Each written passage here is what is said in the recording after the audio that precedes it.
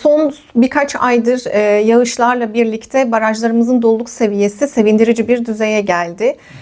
Hatta %100 doluluk oranlarına ulaşmasıyla birlikte baraj kapaklarının açılması durumu da söz konusu oldu.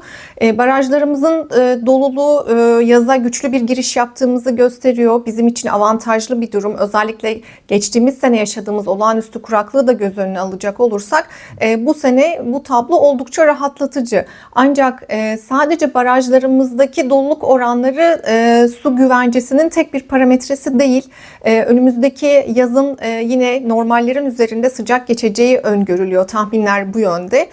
Dolayısıyla barajlarımızdaki hem buharlaşmayla birlikte hem de kuraklığın ya da yağışların az olmasıyla birlikte artan su tüketimi ile birlikte hem tarımsal anlamda baskı hem de sanayinin kullanımını düşündüğümüzde de kentsel kullanımda da sıcaklığa bağlı olan artışlarla suyun hızla azalması söz konusu olabilir.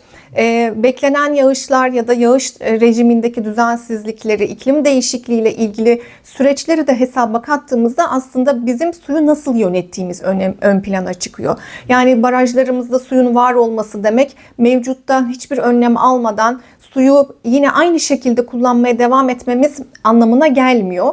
Burada suyu nasıl yönettiğimiz önemli. Su bütçesini nasıl hesapladığımız oldukça önemli.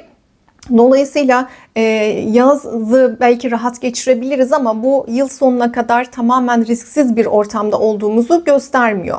Bugün kayıp kaçak oranlarına baktığımızda da %40'lara %50'lere varan bir kayıp kaçak oranından bahsediyoruz. Suyu en çok kullanan sektörlerin başında da tarım geldiğini biliyoruz. Dolayısıyla tarımsal sulama anlamında da artık ürüne göre değil de mevcuttaki su miktarına göre ürün desenini değiştirmek, tarımsal sulama anlamında daha verimli teknolojileri tercih etmek, sanayide temiz üretim teknikleriyle suya olan bağımlılığı azaltmak ya da kullanılan ya da arıtılan atık suları tekrardan kullanmak, geri kazanmak gibi teknolojik dönüşümlerle birlikte bu süreci doğru yönetmek, suyu doğru planlamak gerekiyor. Tabii işin kentsel kullanım tarafı da var. Özellikle evlerdeki kullanım da bizim için oldukça önemli.